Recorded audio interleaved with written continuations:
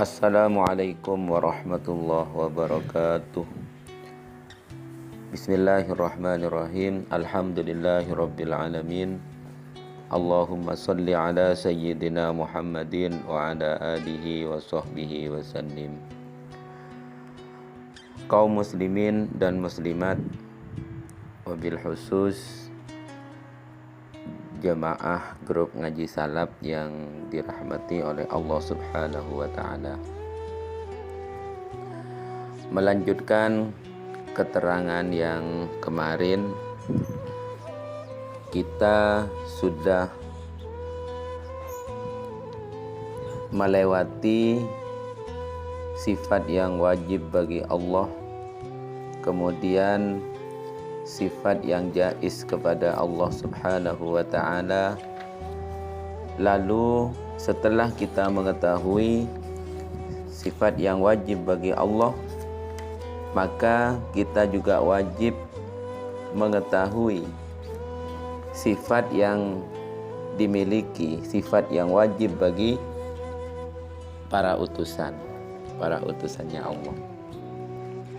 Dalam bait yang ke-11, Syekh Ahmad Al-Marzuki mengatakan, arsala anbiya dawi fatona bisidqi wat tablighi wal amanah.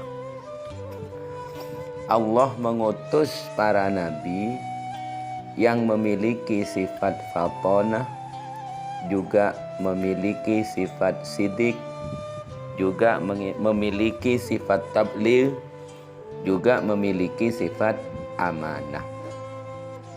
Penjelasan dari bait yang ke-11 ini, Syekh Ahmad Al-Marzuki menjelaskan bahwa Allah mengutus para nabi.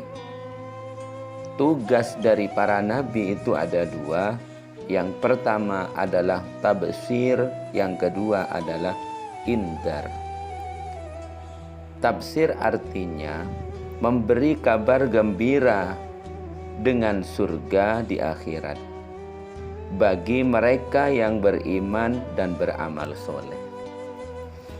Itu tugas Nabi yang pertama. Tugas yang kedua yaitu indar. Maksudnya memberi peringatan kepada orang-orang yang kafir, kepada orang-orang yang melakukan kemaksiatan.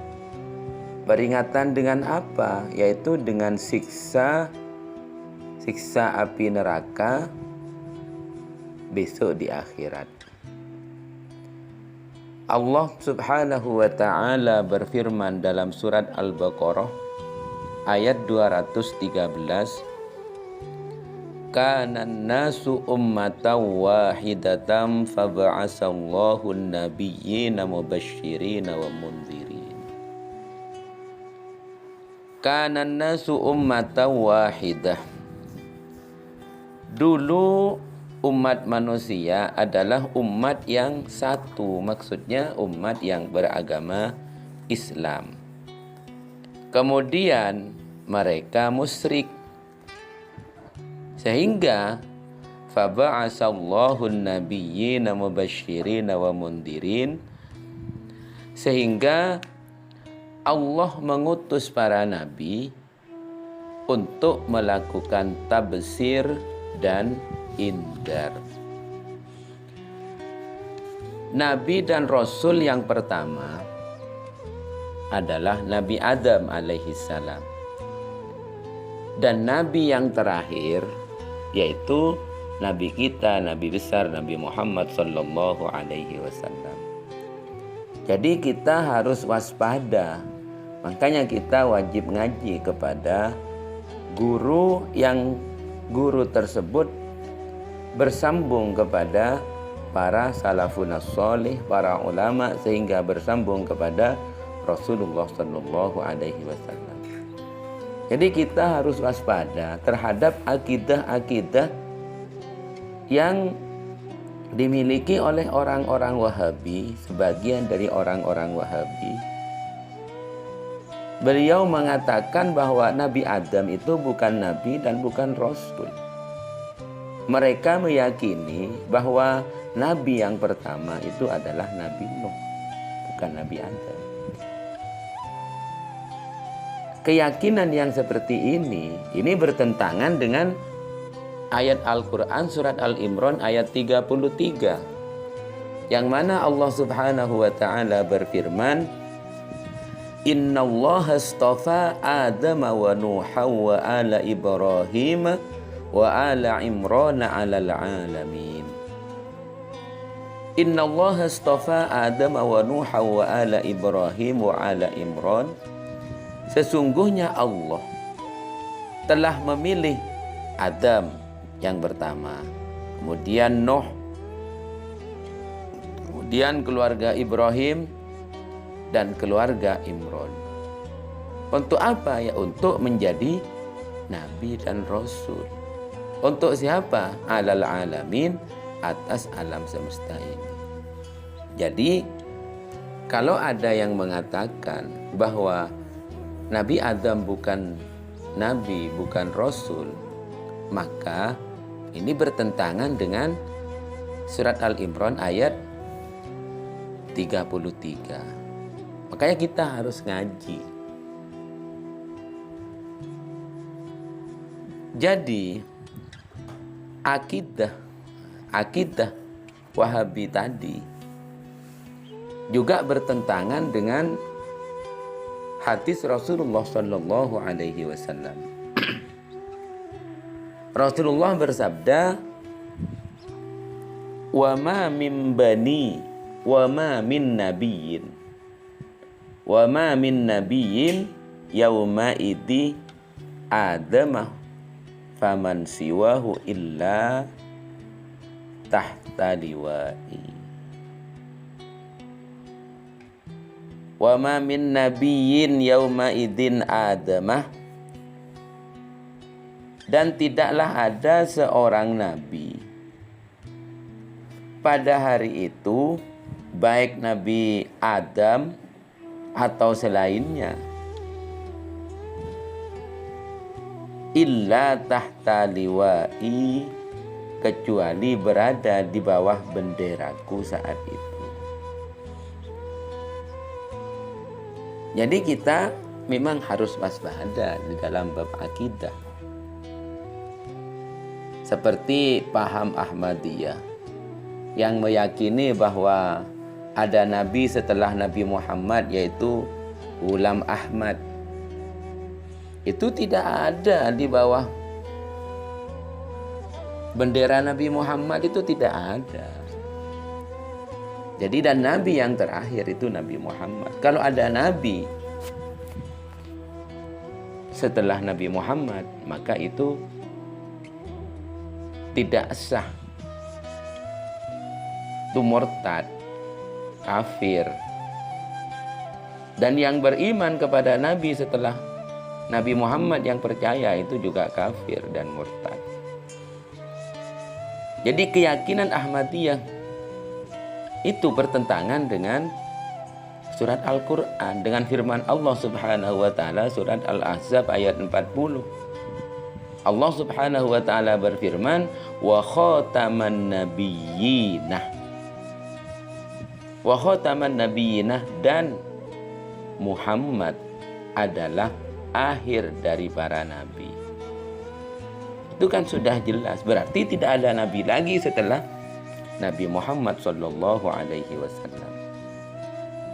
Jadi keyakinan Ahmadiyah ini juga bertentangan dengan sabda Nabi, dengan sabda Nabi Muhammad Sallallahu Alaihi Wasallam. Apa sabda beliau? Wa khutima biyya an-nabiyyun. Para nabi ditutup denganku. Jadi wa khutima biyyan nabiyyun. Jadi para nabi itu ditutup dengan Nabi Muhammad. Tidak ada nabi lagi. Makanya ada dalam sebuah keterangan, sebuah riwayat, di waktu Nabi Muhammad Shallallahu Alaihi Wasallam Mi'raj, waktu berada di aras, Nabi Muhammad itu bertemu dengan rohnya Sultanul Aulia Syekh Abdul Qadir Al-Jailani. Setelah ditanya, "Kamu siapa?" "Anak muda, saya adalah keturunan engkau ya Rasul dari Hasan dan Husain." Kemudian anak muda tersebut minta kepada Rasulullah kaki kanan Rasulullah diminta untuk berada di pundak yang kanan, kaki yang kiri berada di pundak yang kiri. Jadi ditandu, kata orang Madura, orang Jawa itu ditandu. Kemudian Rasulullah mengatakan kepada Sultanul Aulia Syekh Abdul Qadir Al-Jailani, yang mana Syekh Abdul Qadir waktu itu masih di dalam alam ruh, alam arwah, yaitu arwah mujarradah, arwah yang belum masuk sama sekali ke dalam jasad. Mengatakan, "Saya cinta kepadamu wahai anak muda. Seandainya setelah saya masih ada nabi, maka engkaulah yang akan diangkat menjadi nabi. Sehubungan setelah saya tidak ada nabi, maka engkau saya jadikan kekasihku." Berarti itu sudah jelas. Selevel Syekh Abdul Qadir Al-Jailani itu tidak diangkat menjadi nabi, tapi diangkat menjadi kekasihnya Rasulullah dan kekasihnya Allah. Kenapa? Karena wahutima biyan nabiyun. Karena nabi itu ditutup dengan Nabi Muhammad. Selanjutnya, Syekh Ahmad Al-Marzuki itu menjelaskan bahwa para rasul, para nabi itu mempunyai sifat-sifat yang pantas dimiliki oleh rasul dan para nabi. Dan sifat-sifat itu ada 4. Insya Allah akan dijelaskan di kesempatan berikutnya. Maka dari itu tetaplah kita bersama channel Ngaji Salaf. Insya Allah kita akan bersambung sampai khatam, biar kita mengetahui tentang sifat-sifat Allah dan sifat-sifat para utusan, dan mengetahui tentang sifat-sifat para malaikat, dan mengetahui tentang dzurriyyahnya Nabi Muhammad SAW.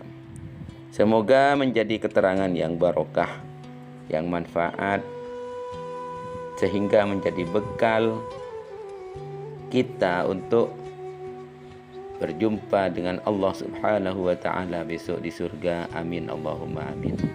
Wallahul muwaffiq ila aqwamit thoriq. Assalamualaikum warahmatullahi wabarakatuh.